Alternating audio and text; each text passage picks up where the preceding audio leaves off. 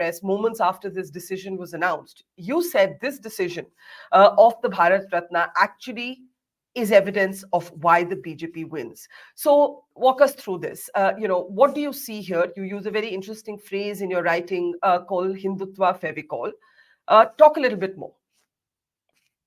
Well, thanks, Barkha. I think the first headline point that all your viewers know is that Vajpayee and Advani fought over whether Modi should resign in 2002, right after the Gujarat riots.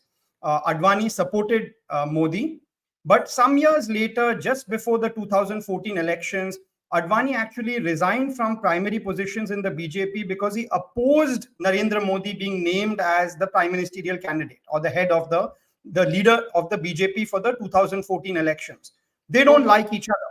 A few years later, in 2015, once the new Narendra Modi government had lost in Delhi and the state of Bihar, once again, Advani criticized the new leadership of the BJP. They do not get along. That's the headline. Yet, Narendra Modi has done this. He's conferred a Bharat Ratna. Can you imagine this happening in any other political party? Can you imagine Sonia Gandhi's Congress giving Bharat Ratna to Narasimha Rao? Can you imagine any other party where you have, two stalwarts, there's a falling out? This is the usual story. It doesn't happen in any other party. It happens in BJP, where leaders publicly stand up for each other despite not agreeing with each other because of something I call Hindutva Fevicol. Everyone in the RSS from a very early age are taught a certain version of Hindu history. May not be historically accurate, but it's their version. And that version is that invaders constantly come to India because Hindus at key moments are unwilling to stand together to fight against the invader, right? So again and again, plenty of history lessons from Jaichand to what happened in the Battle of Panipat is invoked by the RSS to their own. So anyone who's from the RSS understands this, that you should not repeat the mistakes that the Hindus have done before. Do not put your personal ego over the organization. Advani has inculcated it. He agreed to step down and give the prime ministerial position to Vajpayee in 1995 as the 1996 elections was approaching. And Narendra Modi has shown that today. It's putting the organization above your personal interest and ego. It is what is Hindutva Fevicol. It's why the BJP wins. So let's talk a little bit about your basic argument is it's quite clear to anyone who's observed the party that these are two men whom Facebook would probably say about their relationship, it's complicated. In fact, you go one step further and you say, look, there's no love lost between the two. But this idea of this Hindutva Fevicol, putting the organization before self, it isn't as if sniping and backstabbing and palace intrigue doesn't take place in the BJP. It certainly used to before Modi, in a sense, created this sense of complete domination. I mean, I remember being a reporter covering the BJP earlier, and there were constantly camps. There was the Jaitley camp, there was the Sushma camp, there was the Pramod Mahajan camp, there was the Vajpayee camp, there was the Advani camp, right? So it's not as if these divisions don't exist within the BJP as they do within any other organization. But your argument is the public face that they will put out will be very different, and that's where the Hindutva Fevicol comes in. So go ahead and respond. It's not as if the sniping doesn't go on privately. And frankly, this argument, I am the first person to say it, but frankly, it's obvious to anyone. Look at the words Sangh and Parivar. It tells you all you want to know about them. It's about organization and it's about family.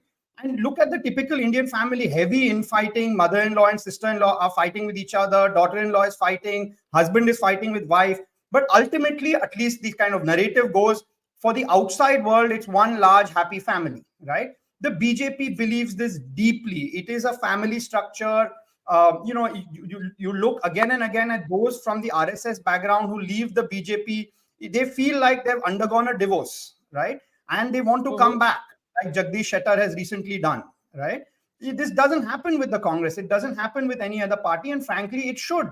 If the India Alliance can learn one thing from today's events, it is that do not put your individual self-interest over group unity. If only the India Alliance focuses on unity, on group unity, the results in 2024, in a few months from now, could be slightly different from what all the pundits are saying.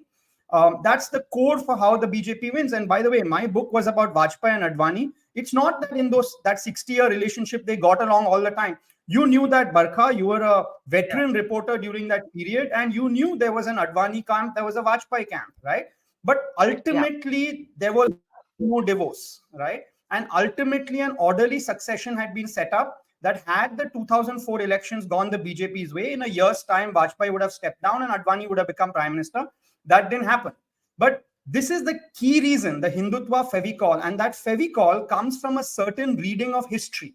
Now, just to be clear to your viewers, Barkha, I don't endorse that history. I think there are some issues with the history. It's a selective history, but nonetheless, it translates into a very powerful organizational ethic, which is disunity is the core reason for Hindu weakness. Do not replay the mistakes of your past Hindus. Now, you liken in your writings this to a similar situation in the Congress, and you say that the opposite example is what happened between the Gandhi family and, let's say, Narasimha Rao.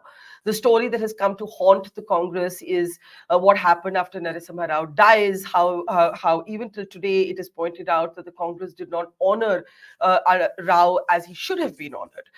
And you contrast this with, in a way, what Modi has done with the Bharat Ratna to L.K Advani. Yeah, absolutely. I mean, Narasimha Rao was a man with his flaws. And, even though I'm Narasimha Rao's biographer, I'm no means a total fan of his. He went out of the way to sideline the Nehru-Gandhi family when he was prime minister. So he gave as good as he got. He was even spying on Sonia Gandhi. My book pointed out how he sent the intelligence bureau to spy on 10 Janpads. So, there was no innocent in that fight. But the point being that once power came to Sonia Gandhi, once power of the Congress party came back to the Nehru-Gandhi family, they treated Narasimha Rao badly. They needn't have. He was completely powerless.